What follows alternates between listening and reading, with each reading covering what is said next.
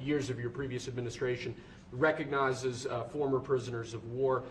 More generally, this proclamation is written to acknowledge the great steps you've made both in this administration and your previous administration on behalf of veterans, homeless veterans, others who have suffered in that way, and basically stating that it's a priority of your administration to ensure that veterans and homeless veterans are cared for properly. Good.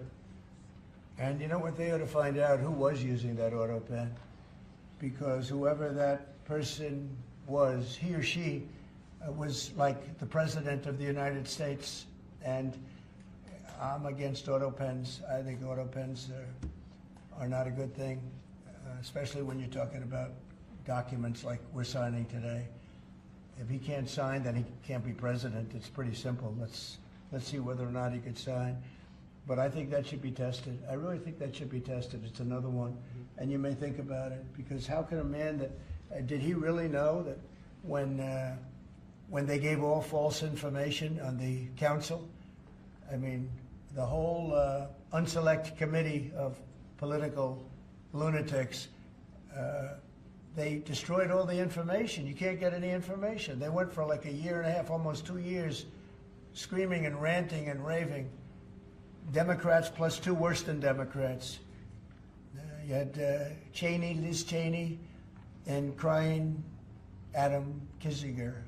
Crying Adam. Every time I looked at him, he was crying. The guy was a crier. But you can't do that. You just can't do that. So we're going to find out a lot. I think we're going to find out a lot. These last 3 or 4 have been they've been very, very interesting. We'll see what happens. Sir. But I don't think a president should be allowed to use an Autopen when they're signing very, important legislation. I think a president should sign it, not use an Autopen.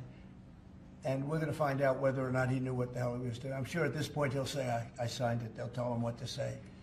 But to give pardons to people that destroyed all the information. If you destroyed information on a civil case, just a civil case, not a criminal case, a civil case, they put you in jail for that.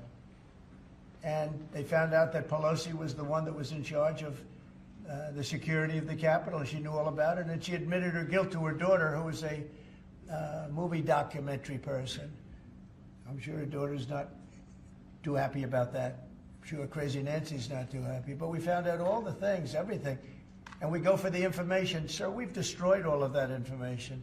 If I haven't destroyed it, I wouldn't be sitting here right now. I guarantee you that. I'd be sitting someplace else. So I think it's something that we should really look at, because that's so important. The whole concept of an Autopen, because whoever's, Autopens are run by somebody. Whoever ran the Autopen was President of the United States. And I would be willing to bet that Biden didn't know, probably didn't know anything about any of it. Very dangerous, very dangerous. So you're going to check that out, right? Yes, please? sir. We're working on it right now, sir. This is just another proclamation, sir, declaring National Crime Victims' Rights Week. You've obviously made it a major priority of your administration to track down and at times deport criminals who have committed violence on our streets, who have victimized so many people. This is an annual proclamation that hopefully gets Americans to remember that when crimes occur, there are real victims, there are real people who are affected, and there are people who suffer as a result. Okay, it's very important. Thank you. I just want to add, so we're working very hard with Democrats, the governor, with Matt Hall, with a lot of transportation, Sean, and all of the people trying to keep Selfridge Air Force Base open, strong, thriving, and I think we're going to be successful, Governor. I think we'll be very successful at that. We've gotten some good feedback from Pete Hegseth and Department of Defense, and they're talking about F-16s, they're talking about F-35s, et cetera. That it's a great piece of property, it's a great location, and it's a great state. So I think we're going to come back with a very good answer. We're also working on a certain fish that's taken over a beautiful lake called Michigan, right? And that's a tough one. That's a tough one. It's very, do you want to just talk about that? Sure, Mr. President. Yeah, first of all, I want to thank you for caring so much about Michigan. We've been working a long time. We couldn't get Joe Biden to do anything about either one of these issues, particularly Selfridge Air Force Base. It'll be critical to Michigan's economy and our security when you're able to deliver us another mission there. But on the Asian carp, you know, for years, when Obama was there, we could never get anyone to do anything about this invasive species that's going to destroy our Great Lakes. You know how important recreational fishing and so much of that is to our state. Because of your work, we're hopeful that we'll get a solution there and we'll get that barrier built so we can protect our Great Lakes. So thank you, Mr. President. And they're very powerful fish. I mean, I see them, they jump out of the water, they jump at the fishermen. I mean, I've never seen anything like it. And has this gotten into any of the other lakes yet? Because you would think it would be pretty easy because they're all sort of connected. Hey, Governor? It's why we're working so hard to make sure that, you know, we work with the Army Corps and erect a barrier so that the Asian carp can't get into Lake Michigan. It'll devastate the ecosystem, the economy, tourism, and it's 20% of the world's fresh water is in the Great Lakes, Mr. President, which is why it's so important that as a nation we protect the pristine waters. Yep. And, you know, all of a sudden, I assume the lakes are all interconnected, right? Yeah. So at some point, they're going to be in the other lakes. And so we're going to work hard on that. I spoke with the Army Corps of Engineers, and they have a method. It's a pretty gruesome method, but it's a method. And I think they know what to do. So we're going to work on that very hard. And thank you, Governor, very much. Sort of a bipartisan thing when you get right down to it. Yep. It's a very expensive thing, actually. It costs a lot. I looked at the numbers. I said, well, but we have to save Lake Michigan because these fish, they eat everything in the way, including the other fish. They eat everything. Are people endangered by the fish? I think I mean, they're going to eat all the fish there. We won't be able to fish anymore, and that's a big deal in Lake Michigan. There's a lot of fishing, recreation, so it's going to be a problem there. But you're right, it's bipartisan, sir, but you're the one taking action on these issues. We couldn't get Biden to do it on Selfridge. This thing has been delayed for, 15 years where we were trying to do it. It started under Obama where we were trying to do it. He wouldn't do anything about it. So we appreciate you paying so much attention to this and taking action. Well, sir. I would. And the governor, in all fairness, called me about it. I had seen it, and she called me, and John James called me. And, we spoke with your office, and it's, you know, I want to put that down. Really is bipartisan. It's great to see it, actually. It's great to see that. And that includes Selfridge, too. Mm-hmm. And we're going to get it done, and we'll all stand there together and cut a ribbon. Okay? Gretchen? Good. That's good. Thank you very much. It's, I'm glad you brought it up, and I'm glad you brought it up, Matt. Appreciate it. And I know you two get along pretty well, right? Yeah. About 70% of the time. Which is pretty good. I think you do. All right, good. We'll have something to celebrate pretty soon, so pretty sure about that. Okay? Thank you, Gretchen, very much. Okay, do you have any questions? Mr. President, where does the TikTok deal stand, given what we've seen, you know, the tariffs Well, to it's moving China? along, but obviously I would say right now China's not exactly thrilled about signing it. We have a deal with some very good people, some very rich companies that would do a great job with it, but we're going to have to wait to see what's going to happen with China.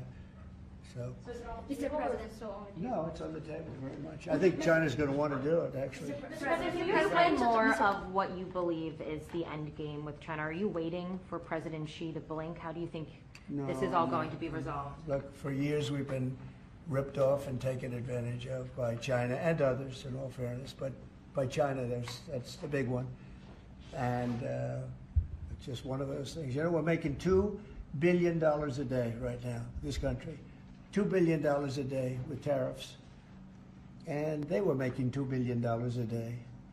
We'll be making more. Now when you see what happened today, I don't know if it's still there. You know, I looked an hour ago, but we were up like close to 3,000 points. Nobody's ever seen a day like that. I think that's a record, isn't it, fellas? Definitely. Is that a record? Who would have thought we were going to have a record like that after watching? But because the geniuses of the world, they get it. Our country's very strong. We were left a very, very weakened country, both economically, financially, because of all of the tariffs and all of the other companies just raiding us and ripping us off, and also at the border where 21 million people were allowed to come in. Many of those people were criminals. And but the people that do this for a living, and some of them are very smart and some of them aren't smart at all. But these guys are very smart, and my group is very smart. My whole group is smart. And you've done so amazing on the border. I read the other day that there were 9 people and hundreds of thousands 2 years ago with Biden, and we had 9. We had it down to 9, and they were all let in for medical reasons. They were in bad shape. We let them in for medical reasons, not even for anything else. So you've been amazing. But that's a big thing. I think it's one of the greatest problems that I've never seen anything like it. Open borders. The whole world was emptied out. Prisons from all over the world, from the Congo in Africa, from Africa to Asia, a lot in South America, but it wasn't just South America. Prisons emptied out. And I said it outside with the drivers before, but El Salvador has been amazing, a job that the president's done. He's coming to see me next week, and we look forward to that. But that's really been amazing. Yes? Mr. President, the EU also announced increases in tariffs today. Why not That's treat? bad timing for them. That's bad timing. Why not? They treat said- them- They didn't put them in. No, they threatened Oh, them, I but they think- picked a later date, which our expectation is Oh. it's going to be later still. Okay, good. I'm glad that they held back. You said you were watching the market. If this was the strategy all along to bring them to the table, why did you instruct or advise, or maybe they did it on their own, some of your top aides to say this is not a negotiation, to hold the line, that they were going to hold the line, that you were not going to change Well, your a lot mind? of times it's not a negotiation until it is, and that happens. And, I said outside that you have to have flexibility to do it right, and that's what we have. We brought everybody to the table, and it may not be a negotiation. It may not last. I mean, things may be asked that I think are not fair to us. Look, we've been ripped off by essentially everybody for 35 years. This is not just a new thing. And Roger Penske just left. He's a great gentleman, great man, actually. And he said no other president would have had the guts to do this. And I believe that's right. They wouldn't have done it. They should have done this a long time ago. A long time ago they should have done it. I started it with China. I took in hundreds of billions of dollars in tariffs and taxes from China in my first term. And we greatest ever in the history of our country. But it had to be done. It's something that had to be done. Mr. President, thank you so much. Which countries will be negotiating first? Do you have any criteria? Because, for example, Brazil and the UK, they do not have deficits with the US. They have a surplus. They do not have a surplus. They have deficits with the US. So what is the criteria? And also, would you consider talking or meeting with Xi Jinping? Oh, sure. He's a friend of mine. I like him. President Xi, I like him. I respect him. But they haven't treated our country right. Sure, I'd meet with him. On the other countries, we have Japan is here, and South Korea is here, and others are here, and we're trying to see them. It's, from what I hear, it's much more than 75. I said 75 plus. So many. It's everybody wants to make a deal, actually, and we want to do what's right for our country. We also want to do what's right for the world. The world is important. I mean, it's the world, right? And I think we're going to make a lot of people very happy. And I think investing in the United States of America will be the greatest investment that anybody's ever made. Mr. President, can you still expect to see the sectoral tariffs, so the pharmaceuticals, steel, is that something you're still considering moving forward Yeah, with? well, I will be, because we want them coming back. We realized during COVID that we don't make our drugs and our pharmaceuticals in this country. So I realized that, and it was a big realization. We had to go to China to get drugs. We had to go to other places. I won't even mention the names, but we had to go to other places. We don't make it, and that's because we let them leave. And now if they want to come back, we're going to put tariffs on the pharmaceutical companies, and they're going to all want to come back. They're going to come back. I'm not going to pay them any money like Biden with the chip deal. That chip deal was horrible. They give billions and billions of dollars to chip companies. All they have is money. They have so much money. and they give billions of dollars, and they're just going to keep the money. They're not going to spend it. And the only thing that's going to bring them back is you say, we have a barrier. You have to pay 50% or 100% or 200%. And if they have to pay that, they're going to say, we're not going to pay that. We're going to build here. And that's what happened. We're the biggest, most prestigious chip company in the world, spending $200 to $300 billion. Think of that, $1 billion to build essentially one massive plant. It'll be one of the largest plants in the world. And we're going to get them very quickly. We're going to get them energy. We're going to get them the electricity they need and the energy that they need. And it'll be approved by Lee Zeldin, a total professional. And it'll be approved very quickly. And they'll get their zoning very quickly. They'll have everything done in a matter of months. Thank you, sir. You've procured a record amount of private sector investments since your election, $7 trillion. You talked about the importance of all that.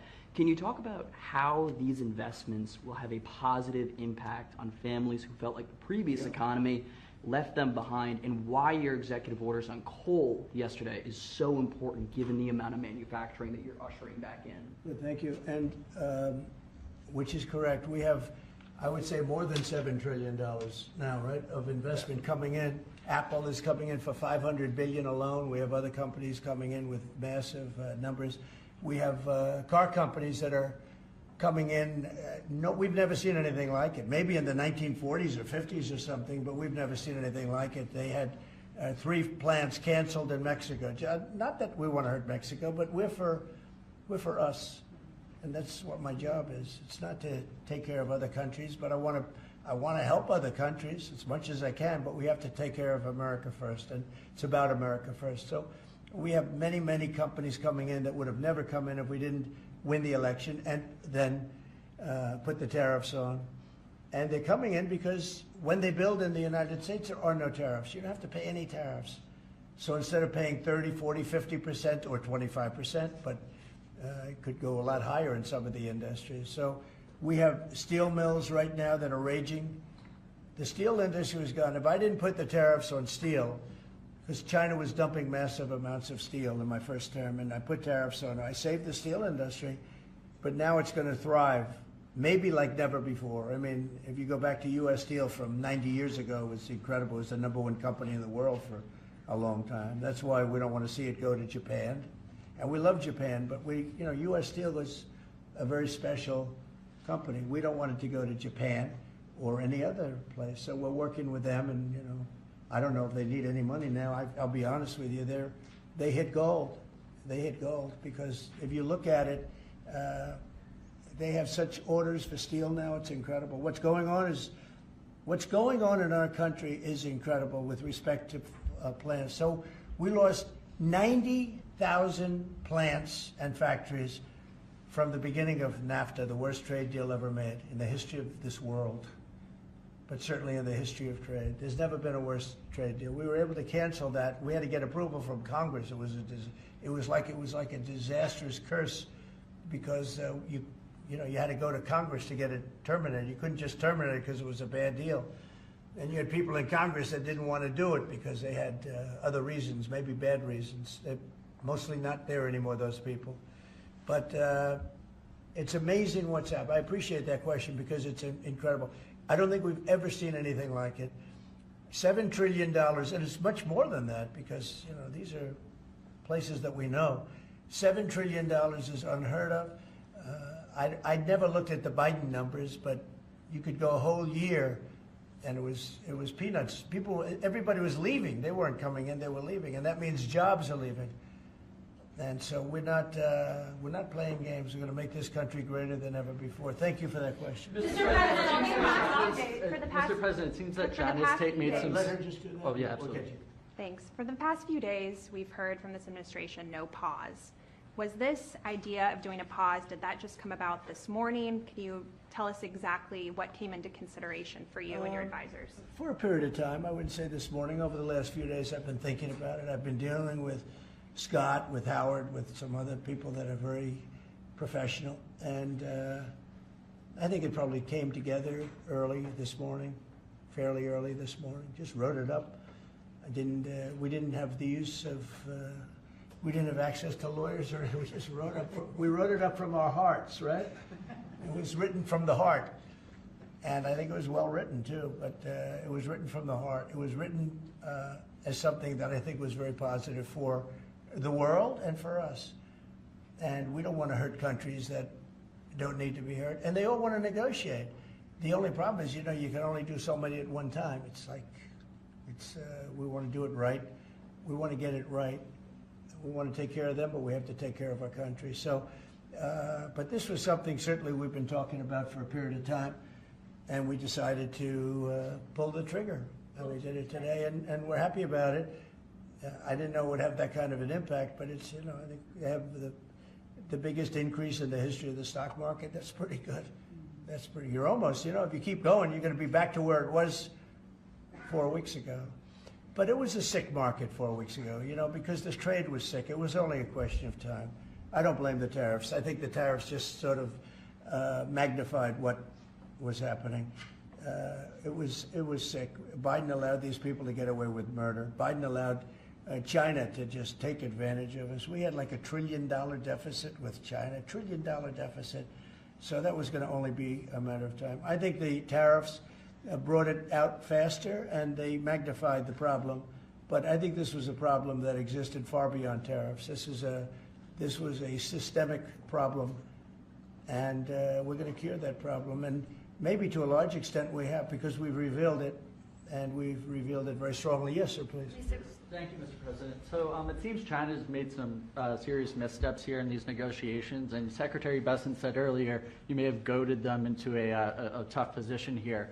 I'm wondering, are you in a way putting together a coalition against China in terms of trade here? No. Well, China, look, they're very capable.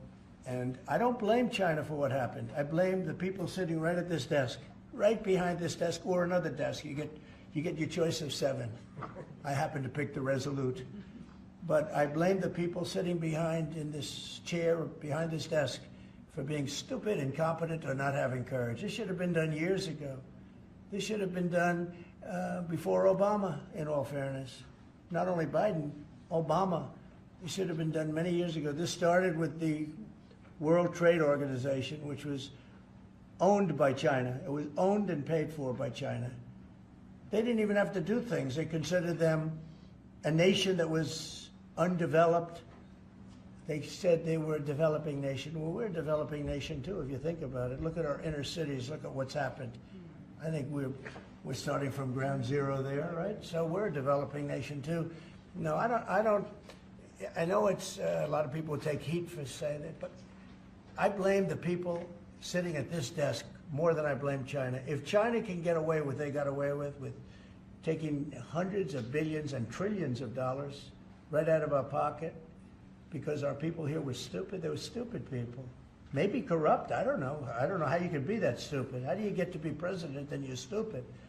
But they certainly weren't courageous, and they allowed this to happen. And with Japan and with many other countries that took advantage of us. I mean, we had deficits with almost every country. I used to read these things. First term, I'd read them. I'd actually read the agreements. I'd say, how could anybody agree to this stuff? So certainly they were rough, and they were tough, and they were smart. And you can blame them, but I really blame the people that allowed them to do it, because you know, if you could read first grade and you could read these agreements, you'd say, these are terrible deals. I actually used to say, who would allow deals like this to be made for our country? And maybe it's people that didn't care. Maybe it's people that weren't courageous. Maybe it's people that were corrupt. I don't know. But I blame those people more than I blame anybody else. Mr. President, you've been very specific in saying that you would like the EU to purchase U.S. energy. Is there something specific that you would like China to do? Well, you'll be hearing about that, yeah. There are a lot of things I'd like China to do. Are there some examples? There are a lot of things that I want China to do, and I'll be telling China what that is. Not you, but I'll be telling China. Mr. President Iran, you said the other day that if they do not agree to a potential nuclear deal, that it would be very dangerous for them. What specifically Well, they did you can't mean? have a nuclear weapon. Did you mean military action, though, if they don't agree? Oh, if necessary? Absolutely, yeah. And do you have a deadline for these Yeah, talks? I do. And You're talking about with Iran? Yes. Yeah, I They're do. saying it's not Do you want something negotiable. definitive this weekend, or do you see this as the start of a process? It's a and- start. Do you have a timeline? We have a little time, but we don't have much time, Who is starting the because we're not gonna let them have a nuclear weapon. Is it Can't with let them have COP a going to nuclear be weapon. there, Mr. President? And we're gonna let them thrive. I want them to thrive. I want Iran to be great. The only thing they can't have is a nuclear weapon. They understand that. When is You know, the people are so incredible in Iran, and they're so smart. They're very smart people. But, you know, they're in a rough situation, rough regime. But they understand, and the leaders understand. Mr. And I'm President, not asking for much. I don't, they can't have a nuclear weapon, and I've said that. And I was a little bit surprised, because when the election was rigged, I figured they'd get the weapon, because with me they were broke. They were broke, they had no money because of the sanctions. Nobody could buy oil. We did that to Venezuela just recently. And we'll do it to other countries if we have to. When is the clock I want running on to this? see. I want to see Russia and Ukraine make a deal. They got to make a deal. When schools get blown up and bad things happen, like I'm hearing about, it's no good. I hope we're going to make a deal with Russia and Ukraine. But with Iran, yeah, if it requires military, we're going to have military. Israel will obviously be very much involved in that. He'll be the leader of that. But nobody leads us. We do what we want to do. When would the clock run out on the talks? Before Say- you might, when would the talks need to conclude before you might do military? I can't really be specific, but you know, when you start talks, you know if they're going along well or not. And I would say the conclusion would be when I think they're not going along well. So that's just a feeling. Mr. President, on the subject of U.S. troops stationed in Europe, do you have any plans to reduce the number of U.S. troops in Europe or in other nations? Well, good. I mean, it depends. We pay for military over in Europe. You know, we don't get reimbursed by much. South Korea too. So it'll be one of the things we discuss. That's unrelated to trade, but I think we'll make it part of it because it makes sense. Be nice to wrap it all up in one package for each country. You know, it's nice and clean, and we have plenty of law firms. These are great law firms that we signed with, the best. And I think part of the way I'll spend some of the money that we're getting from the law firms, you know, in terms of their legal time, will be, if we can do it, I think we can do it, using these great law firms to represent us with regard to the many, many countries that we'll be dealing with. We'll have good lawyers representing us, but we want to have good lawyers, and these are the best, considered the best lawyers in the world, right? I mean, considered the best in the world. I don't know. They just went off a little bit. Mr. President, two questions. On Iran, do you have an update on who will be participating or conducting these conversations? Will Witkoff be there on Saturday for these direct talks? And on China, some economists are saying that right now is technically embargo on China with 125% tariffs. Are you concerned of escalation beyond the trade war with China? No, I'm not concerned. I think President Xi is a very smart guy, and I think we'll end up making a very good deal for both. But, you know, we've been treated so badly for so many years. Again, we allowed that to happen. We've been treated so badly for so many years. But, no, I don't expect that. I think President Xi is one of the very smart people of the world, and I don't think he'd allow that to happen. And we're very powerful. This country's very powerful. Let me tell you, it's far more powerful than people understand. We have weaponry that nobody has any idea what it is, and it is the most powerful weapons in the world that we have. More powerful than anybody, even not even close. So nobody's going to do that, but I think that if that's what you're referring to, maybe it's not. But just in terms of basic escalation, which is what you said, no, I think that President Xi is a man who knows exactly what has to be done. He's a very smart man. He loves his country. I know that for a fact. I know him very well. And I think he's going to want to get to a deal. I think that's going to happen. We'll get a phone call at some point, and it'll be off to the races. It'll be a great thing for them. It'll be a great thing for us. It's going to be a great thing for the world and for humanity. Do you have plans to meet with Putin in Saudi Arabia? At some point, I would. At some In point. Saudi We'll have to Arabia? see. I mean, we have to get there right now. You know, we got to get there. In the meantime, they're losing 2,500 on average young people every single week. Think of that. 2,500 people a week. It's not even conceivable. We got to get there fast. Say a couple of more. Yes. Do you have to increase tariffs on China even more before they come to the table or give you a I phone call? can't imagine it. No, I can't imagine. I don't think I don't think I'll have to do it. I don't think we'll have to do it more. We calculated it very carefully. By the way, when you hear 100, a lot of people charge much more than that. Canada charges much more than that to our farmers, our dairy farmers. Many people charge much more than 100 or 125 in this case. But I don't, it's still a significant number. I don't see that again. On the Yeah, please. investigations, Yeah, Mr. President, so do you think some of your tariff critics would prefer, to see the United States go through turmoil than to actually see it succeed just because they are your policies? You mean just leave the tariffs the way they are now and just relax, right? Some people have said that. Look, again, we're making, it'll be soon, much more than $2 billion a day. That's not the worst thing that I've ever heard. So yeah, some people say that. But, we look at the other side too. I think as the United States, we have an obligation to look also at the other side. We want what's good for everyone. I mean, it's America first, but we also want to make sure there's a world that can live happily and all of that. And so, this is the way I look. No, but there are people that say, look, where we are now, I've been in worse positions in my life than making $2 billion a day plus, right? It's really plus. Thank you very much, everybody. Thank you, Press. Thank you, Press. Head it out. Thank you. Or the markets are what really changed your mind when it came to kind The of markets right now are extremely good. Thank you. Thank you. Thank you. Thank you, Press. Thank you. You helped me a lot. I did, and you made me speaker, so thank you, Mr. President. That's good too. And Gretchen, I think everybody knows. So we're working on that very hard, and I think we'll come home with a winner for Michigan. Okay? I just spoke with the Secretary of Defense. Sometimes we call him the Secretary of War. It used to be called the Secretary of War. They changed it when we became a little bit politically correct. But I think we're in great shape. We're going to be in great shape. So thank you very much for being here. Thank you very much, Matt. Congratulations. Great job. So we'll start with the first orders. And I think we have one for a man named Mike Huckabee. Does anyone know Mike Huckabee?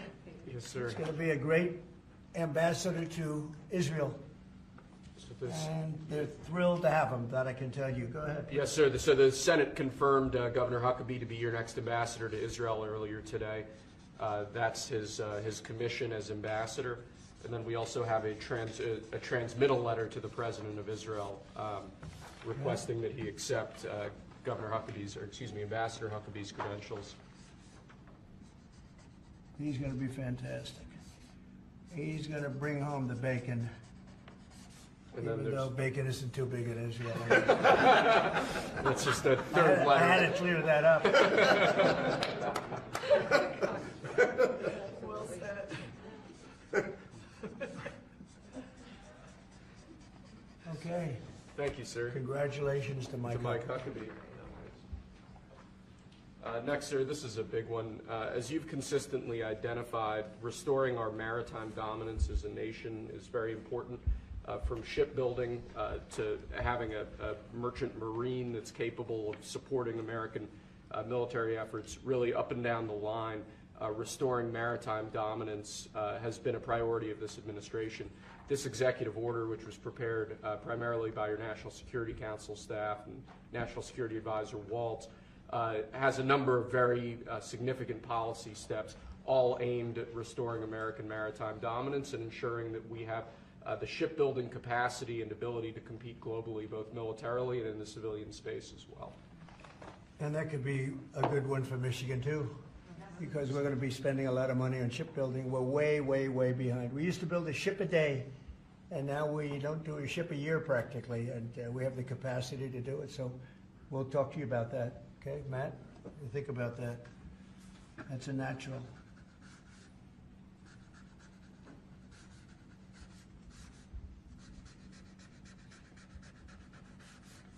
Okay, shipbuilding.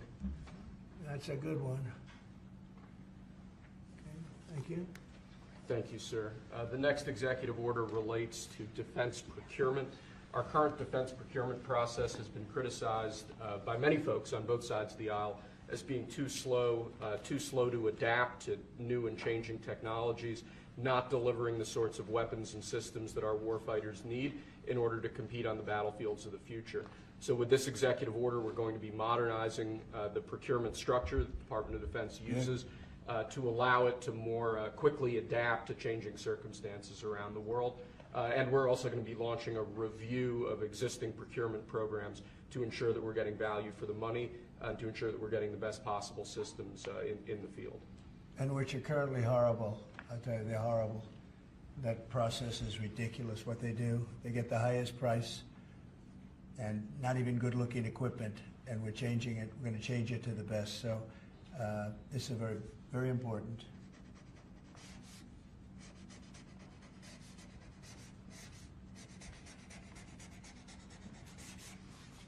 I want to say hello to Brooke.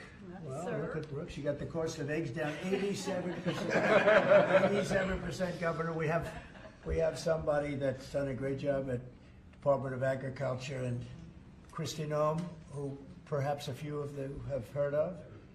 She has done the most unbelievable job as somebody that's watching over a country at the border, and with Tom Homan and your whole staff of tremendous people. So thank you. Who would think that she is like meant for that job, huh? She's meant for it. So I just saw you there both. Thank you very much. Thank you. Okay. We'll do it later, please.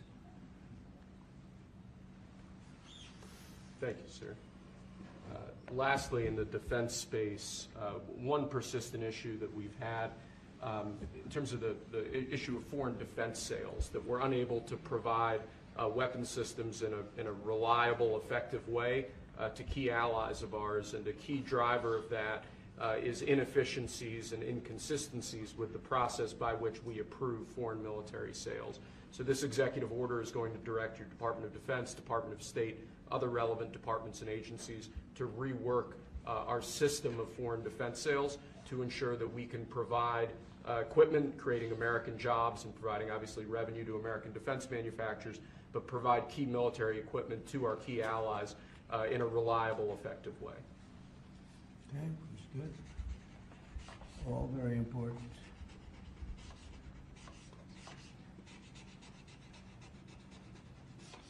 Okay? Because our budget is just about approved, and it's a big budget, and we want to spend the money properly, get the best equipment in the world. We rebuilt our military during my first term, rebuilt it entirely, beautiful. And then some was given away to Afghanistan so stupidly, the most embarrassing day in the history of our country, I think. But it's still, we have to fix it up a little bit, and that's what we're going to do. We're going to do a good job of it, too. Thank you. Next up, sir, we have a series of executive orders and a memorandum all relating to deregulation, which has obviously been a major priority of your administration. The first of these is an executive order. The Biden administration launched what you've called a war on showers. They had certain regulations that basically killed the water pressure of showers and other water appliances. You can say it. Go ahead. What are the appliances? I mean, it's everything, sir. It's Sinks and toilets. dishwashers, toilets, sinks. But the shower heads are a huge deal. There's no water. You don't get water. It's ridiculous. So with this executive order, we're effectively going to be reversing that set of regulations to ensure that Americans have choice in the consumer market. If they want a low-flow shower head, they can buy one. If they want a real-deal shower head, they should have the ability to get one. You buy a new house, you pay a lot of money, and the developers, you're not allowed to do anything more. They put restrictors on. They used to have a restrictor where you could take it out, but now they weld it in. And you take a shower or wash your hands, whatever you do, including dishwashers when no water comes out. But you wash your hands, and in my case, I like to take a nice shower to take care of my beautiful hair. And I have to stand under the shower for 15 minutes till it gets wet. It comes out drip, drip, drip. It's ridiculous. And what you do is you end up washing your hands 5 times longer. It's the same water. and we're going to open it up so that people can live, and we're going to hopefully have Congress approve it so it's memorialized. We're going to try and get all of these things, including straws, a little thing like straws. We did straws a month ago, where the paper straws were melting, they were dissolving, they weren't working well, and we went back to the plastic straws. We're going to get Congress to memorialize just about everything we've done here, because most of it's common sense. But the water is horrible. When you go into anytime you see a new faucet, you know it's going to be a long wash of the hands. And so we're changing. It's a big deal. I did it in the first administration. Biden came in his first week, and he had no idea what he was doing, but somebody told him to do it. In his first week, he put the restrictions on all the bathroom utilities. Even in areas that have so much water, they don't know what to do with it. You see those areas all the time with the flooding. So we're doing that, and we're going to get all of the things that you've seen. I think we set a record. We're up to almost 200 and 500 amendments. Nobody's ever done that. We're going to get them approved by Congress so they're memorialized. And we look forward to doing that. It's very important that Congress is going to start working on it as soon as we get the big, beautiful deal done. The big, beautiful deal is important. The biggest tax cuts in the history of our country, that's important.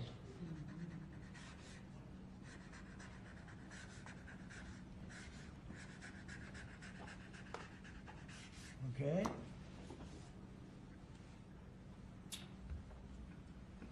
Okay, is that okay? Good. It's a 10. You did a good shower.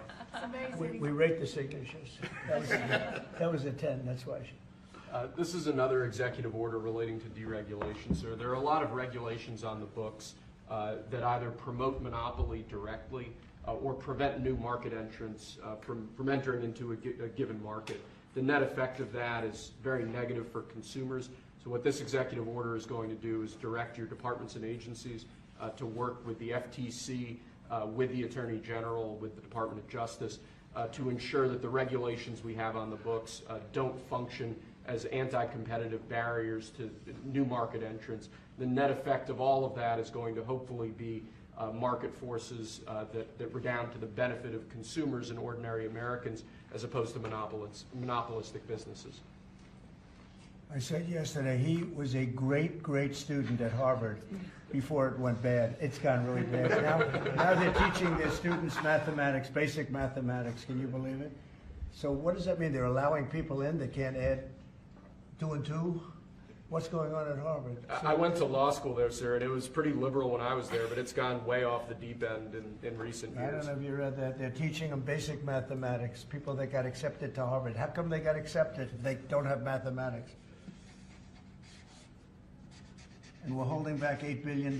Can we believe? We give Harvard $8 billion. And we're holding back Columbia. We're holding back a lot of the schools because they were woke. And they've hurt a lot of people. Okay? Thank you. Thank you, sir. Okay. There are a large number of regulations on the books. These are regulations that are currently in effect that we believe blatantly violate the law, blatantly violate Supreme Court precedent that otherwise are just blatantly illegal. So what this presidential memorandum does basically just directs the heads of your departments and agencies to follow the law and to cease enforcing regulations that are blatantly illegal or unconstitutional. It's a big deal.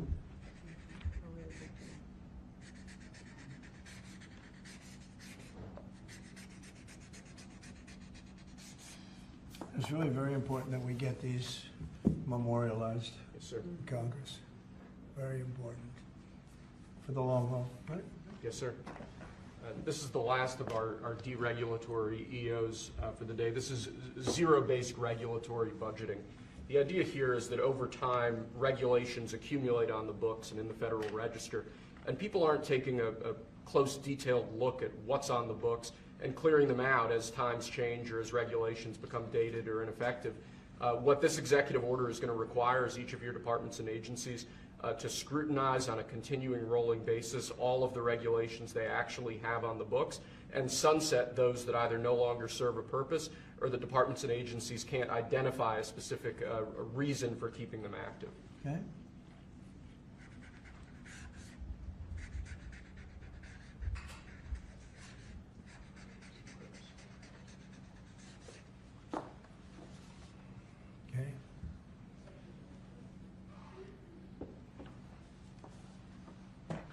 sir.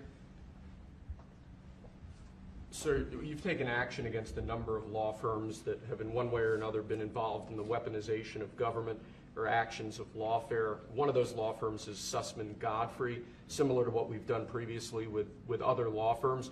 This is an executive order that takes certain measures against Sussman Godfrey to ensure that they can't access government resources, government buildings, scrutinizing certain aspects of their practices as a law firm, given their previous activities.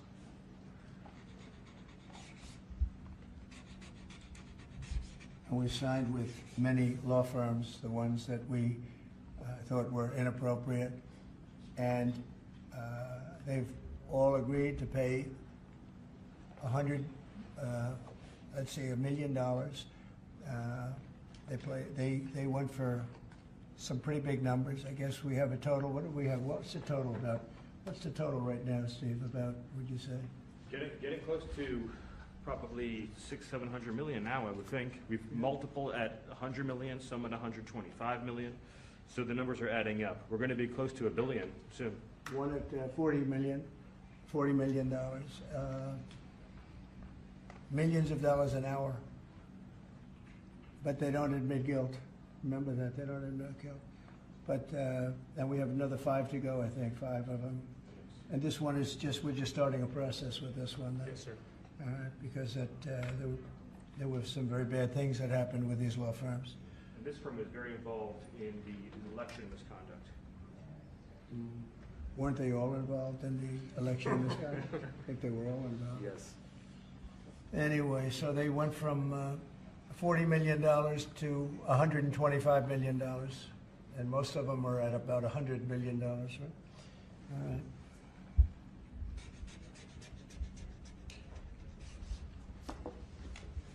Thank you. Thank you, sir. The next presidential memorandum we have for you relates to Miles Taylor. You may recall that Miles Taylor served in the Department of Homeland Security during your previous administration. In his capacity with the Department of Homeland Security, he leaked classified information. He wrote a book under the pseudonym Anonymous, making outrageous claims both about your administration and about others in it. What this presidential memorandum is going to do, one, it's going to strip any active clearance that he has in light of his past activities involving classified information. It's also going to order the Department of Justice to investigate his activities to see what else might come up in that context, given his egregious behavior during your previous administration. And I had no idea who this guy was. I had no idea. I saw him on CNN, or one of them, I guess CNN, a lot. He'd be on all the time, saying that the president is the president. I had no idea. It's like, you know, in this office you have a lot of young people, and they're here. I'll see him for 2 minutes, and I assume he was in the office, but I barely remember him. It was somebody that went out and wrote a book and said all sorts of terrible things that were all lies, and it was like he was this gentleman or that gentleman, like I dealt with him all the time. I had no idea who this guy. I said, who the hell is Miles Taylor? And he made a living on going on CNN talking about the president. And I think what he did, he wrote a book, Anonymous, said all sorts of lies, bad things. And I think it's like a traitor. It's like spying. He walks into the office. He's supposed to be sitting here. A lot of people, you know, I'll be here and there'll be 20 people standing in the room. There'll be oftentimes young people in the office. I assume he was one of them at least. But I didn't know anything about him. And he wrote a book, Anonymous, and I always thought it was terrible. And now we have a chance to find out whether or not it was terrible. But it was a work of fiction. Had a lot of publicity. Got himself a nice job with CNN, or one of them. And I think we have to do something about it. You can't have that happen. If that happens to other presidents, it wouldn't be sustainable for other presidents. I seem to be able to sustain, but if that happened to other presidents, I mean, it's just unfair. And if it was a Democrat president, I'd say that's a terrible thing. A thing like that can happen. That's a terrible thing. And it's time to find out whether or not somebody can do that. Can they write a book about very confidential meetings and because they happen to be one of a lot of people in a room, and they go out and write a book, and worse than that, call it anonymous, like it's a big deal. And everybody's saying, who is it, who is it, who is it? Then it was found out who he was a long time later, and he got a lot of publicity off that one. He's like a promoter. But we're going to find out whether or not somebody's allowed to do that. I think it's a very important case, and I think he's guilty of treason, if you want to know the truth. But we'll find out. And I assume we're recommending this to the Department of Justice. Yes, sir.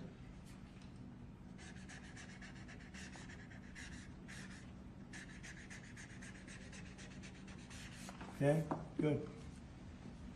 Terrible guy. Similarly, sir, Christopher Krebs, the former head of CISA. This is a man who weaponized his position against free speech in the election context, in the context of COVID-19. This is it's a similar presidential memorandum to the one you just signed. It addresses his access to government, existing clearances he might have, and further instructs your Department of Justice, other aspects of your government, to investigate some of the malign acts that he participated in while he was still head of CISA. This is another one. I don't know that I met him. I'm sure I met him, but I didn't know him. And he came out right after the election, which was a rigged election, a badly rigged election. We did phenomenally in that election. Look what happened to our country because of it. Open borders, millions of people coming into our country. Russia and Ukraine, that would have never happened. October 7th would have never happened. Afghanistan, the way they withdrew with 13 dead, but so many killed, actually. I mean, so many killed outside of the 13 soldiers, hundreds of people killed. And maybe, I don't know, never mentioned, but I mentioned it, 42 or 43 people so badly injured, the legs, the arms, blown off, the face. And this is all because of an incompetent group of people that preceded us, and that would have never happened. And this guy Krebs was saying, oh, the election was great, it was great. Well, it's been proven that it was not only not great. When you look at all these lawyers and law firms that are signing, giving us hundreds of millions of dollars, it was proven by so many different ways in so many different forms, from the legislatures not approving to the 51 intelligence agents that worked from all of the different scamming operations. It was a very corrupt election. They used COVID to cheat. And we're going to find out about this guy too, because this guy's a wise guy. He said, we've been proved this is the most secure election in the history of our country. Now, this was a disaster. And frankly, we should go to paper ballots, same-day voting, voter ID, and one other thing, you should get a little certificate that says you're a citizen of our country. You get a citizen piece of paper that says you're a citizen before you can vote. But you want voter ID and you want paper ballots, and you really want same-day voting. If you don't have same-day voting, they decide to change the air conditioner. Oh, we're fixing the air conditioner. Let's move all these boxes. We'll bring them back in a few days, and then they don't bring back those boxes. We got to have safe elections. We have to have borders. Ideally, we have to have a free press, which we don't have. We don't have a free press. We have a very dishonest press. This is an honor. We're going to find out whether or not he was right. This was a disgraceful election, and this guy sat back saying, well, I'm a member, or like he's a Republican or something, and almost right from the beginning. And he's tried to make the case that this election was a safe election. I think he said, this is the safest election we've ever had. And yet, every day you read in the papers about more and more fraud that's discovered. He's the fraud. He's a disgrace. So we'll find out whether or not it was a safe election.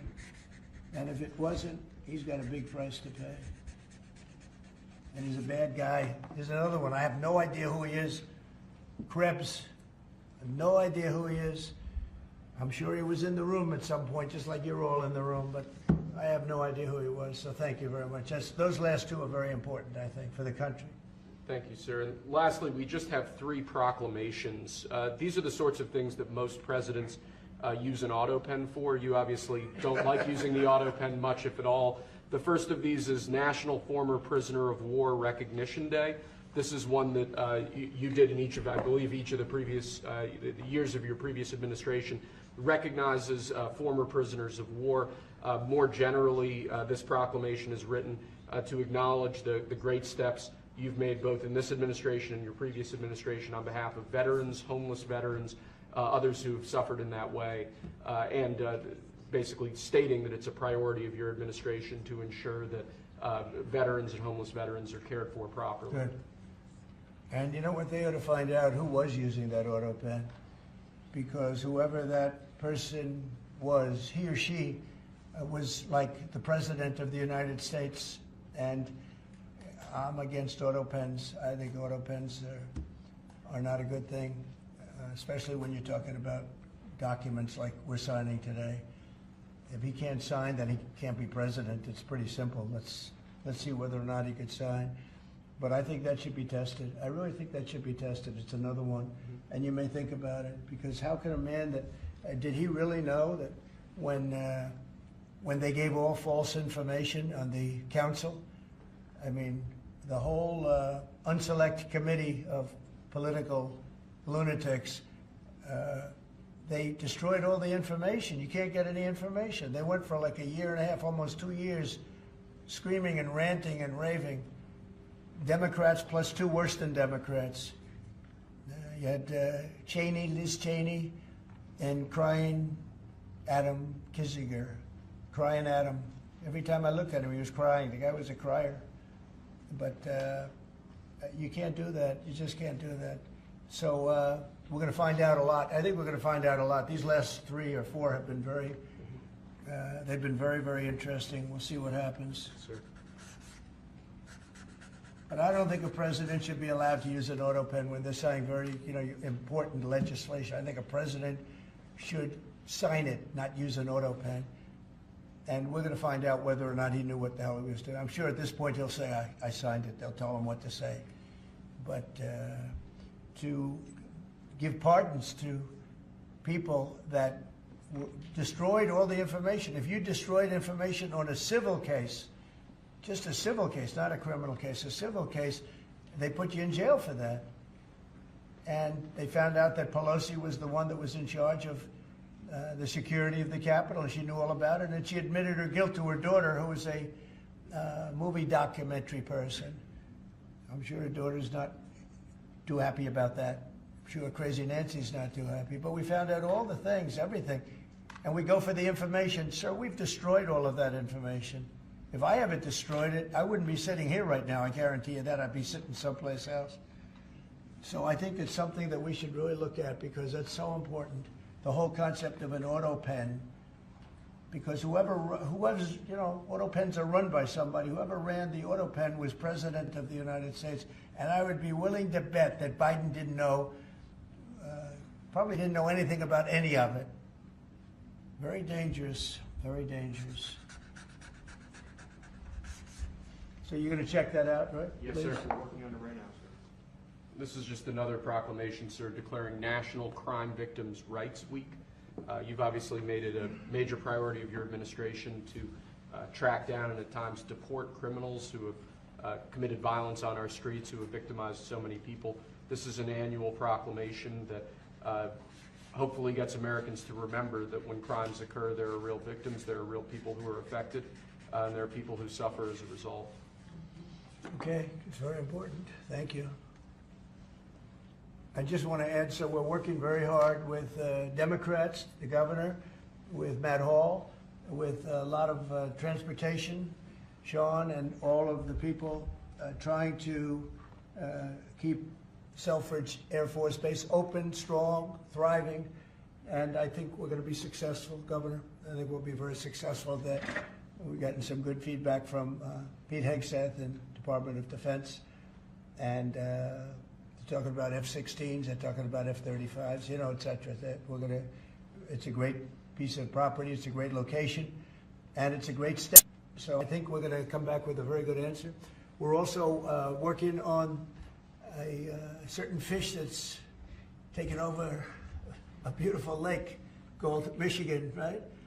And that's a tough one. That's a tough one. It's very, do you want to just talk about that? Sure, Mr. President. Yeah, first of all, I want to thank you for caring so much about Michigan. We've been working a long time. We couldn't get Joe Biden to do anything about either one of these issues, particularly Selfridge Air Force Base. It'll be critical to Michigan's economy and our security when you're able to deliver us another mission there. But on the Asian carp, you know, for years, when Obama was there, we could never get anyone to do anything about this invasive species that's going to destroy our Great Lakes. You know how important recreational fishing and so much of that is to our state. Because of your work, we're hopeful that we'll get a solution there and we'll get that barrier built so we can protect our Great Lakes. So thank you, Mr. President. And they're very powerful fish. I mean, I see them, they jump out of the water, they jump at the fishermen. I mean, I've never seen anything like it. And has this gotten into any of the other lakes yet? Because you would think it would be pretty easy because they're all sort of connected. Hey, Governor? It's why we're working so hard to make sure that, you know, we work with the Army Corps and erect a barrier so that the Asian carp can't get into Lake Michigan. It'll devastate the ecosystem.